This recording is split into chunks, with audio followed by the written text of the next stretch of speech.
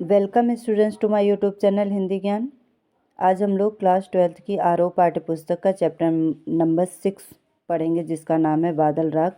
यह एक कविता है और इसको लिखने वाले जो कवि हैं वो सूर्यकांत त्रिपाठी निराला जी हैं। सूर्यकांत त्रिपाठी निराला का सामान्य जीवन परिचय मैंने पहले के वीडियो में बता दिया है और इनको क्रांतिकारी कवि माना जाता है। तो देखते हैं कि क्या है। तिरती है समीर सागर पर, अस्थिर सुख पर दुख की छाया। जग के दग्ध हृदय पर निर्दय विप्लव की प्लावित माया। यह तेरी रणतरी भरी आकांक्षाओं से, घनभेरी गर्जन से सजग सुप्त अंकुर उर्मे पृथ्वी के आशाओं से। नवजीवन की ऊंचा कर सिर ताक रहे हैं विप्लव के बादल। यहाँ पे ताक रहे हैं विप्लव के बादल। तो शब्दों के अर्थ देख लेते हैं पहले कि तीर्थ यानी तैरना, समीर सागर यानी कि वायु रूपी समुद्र, अस्थिर जो एक जगह स्थिर ना हो, और दग्ध यानी जला हुआ, और विप्लव का मतलब होता है विनाश, और प्लावित यानी बाढ़ से ग्रस्त। जब बादल अधिक मात्रा में पानी बरसाते हैं तो वो बाढ़ का रूप धारण कर लेते हैं। आकांक्षाएं यानी इच्छा, रणतरी यानी कि युद्ध की नौका, और यहाँ पे अंकुर जो बीज से छोटा सा पौधा आ जाता है निकला हुआ, वो होता है। उर मीन्स होता है हृदय। घन यहाँ पर बादल के लिए आया है। भेरी गर्जन यानी उसकी जो आवाज़ होती है वो। तो देख लेते हैं अर्थ। कवि कहते हैं कि तिरती है समीर सागर पर, अस्थिर सुख पर दुख की छाया। तो कवि बादलों को यहाँ पर संबोधित करते हुए कहता है कि हे क्रांति दूत रूपी बादल, तुम आकाश में ऐसे मंडराते हो जैसे पवन रूपी सागर पर कोई नौका तैर रही हो या कोई नाव तैर रही हो। यह उसी प्रकार से अस्थिर हैं, यानी एक जगह नहीं टिकता है, जिस प्रकार से जैसे कि अस्थिर सुख पर दुख की छाया मंडराती रहती है। यानी हमारे जीवन में ना तो सुख स्थिर रहता है और ना ही दुख स्थिर रहता है। सुख है तो दुख आना निश्चित है, और दुख है तो सुख आना निश्चित है। तो इसलिए तुम आकाश में स्थिर रूप से नहीं रहते हो। सुख हवा के समान चंचल है तथा अस्थायी है। बादल संसार के जले हुए हृदय, जग के दग्ध हृदय पर, जो बादल है वो संसार के जले हुए हृदय पर निर्दयी प्रलय रूपी माया के रूप में हमेशा, निर्दय विप्लव की प्लावित माया यानी निर्दयी प्रलय रूपी माया के रूप में हमेशा स्थित रहते हैं, यानी उपस्थित रहते हैं। और बादलों की युद्ध रूपी नौका, रणतरी यानी युद्ध रूपी नौका, बादलों की युद्ध रूपी जो नौका है उसमें आम आदमी की इच्छाएं भरी हुई रहती, भरी आकांक्षाओं से, यानी आम आदमी की इच्छाएं आकांक्षाएं भरी रहती हैं। जो साधारण किसान वर्ग है वो क्या सोचते हैं कि पानी बरसे और हमारी जो खेत हैं उनमें बीज बोए जाए और फसल उपजे।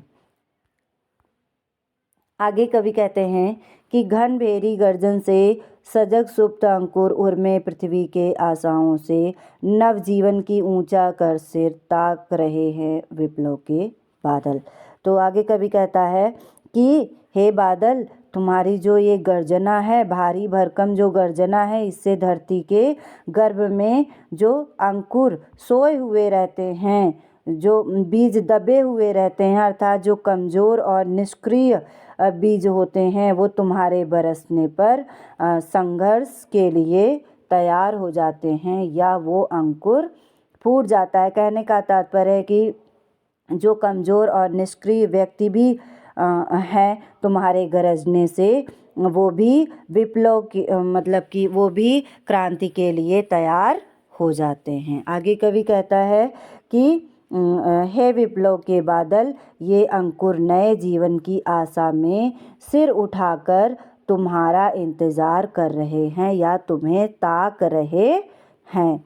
अर्थात शोषित जो वर्ग है उसके मन में भी अपने उद्धार की आशाएं जाग गई हैं, फूट पड़ी हैं।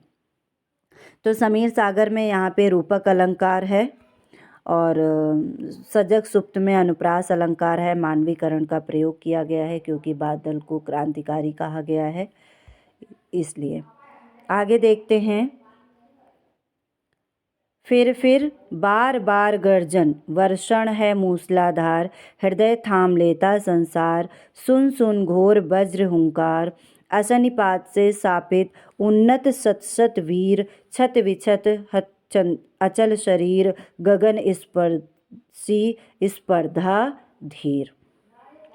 तो देख लेते हैं। वर्षण मीन्स होता है वर्षा, और मूसलाधार यानी जोर की बारिश होना, और हृदय थामना ये एक मुहावरा है यानी भयभीत होना, और घोर मीन्स भयंकर, वज्र मीन्स हुंकार मीन्स होता है वज्र के समान प्रहार करना या भयंकर आवाज़ निकालना, अशनिपात मीन्स होता है बिजली का गिरना, और शापित यानी शाप से ग्रस्त, उन्नत यानी बड़ा, और शत मीन्स सैकड़ों, वीर मीन्स वीर लोगों के लिए आ गया है।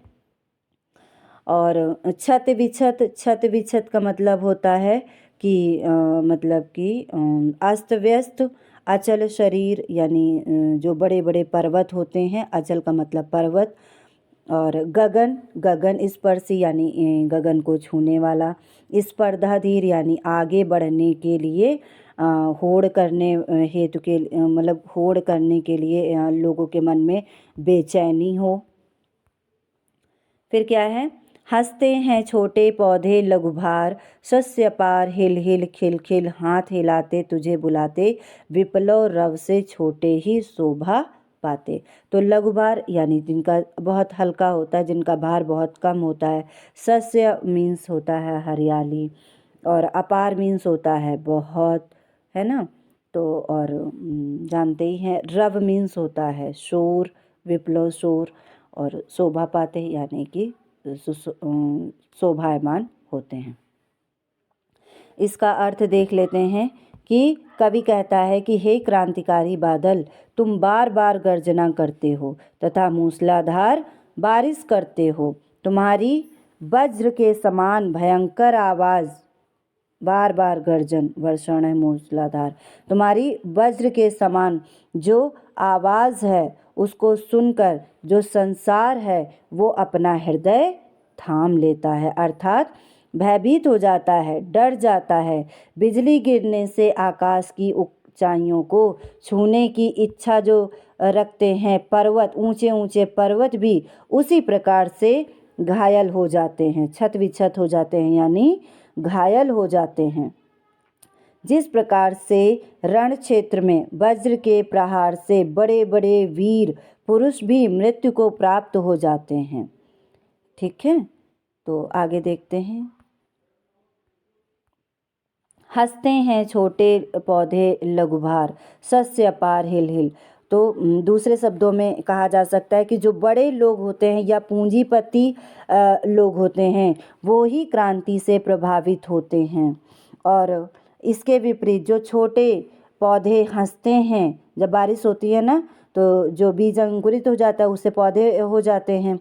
जो पौधे छोटे होते हैं वो हंसते हैं, वे उस विनाश से जीवन प्राप्त करते हैं। यानी कि एक तरह जो अधिक बारिश होती है तो उससे क्या होता है, कुछ तो विनाश होता है लेकिन कुछ के लिए वो अच्छी हो जाती है।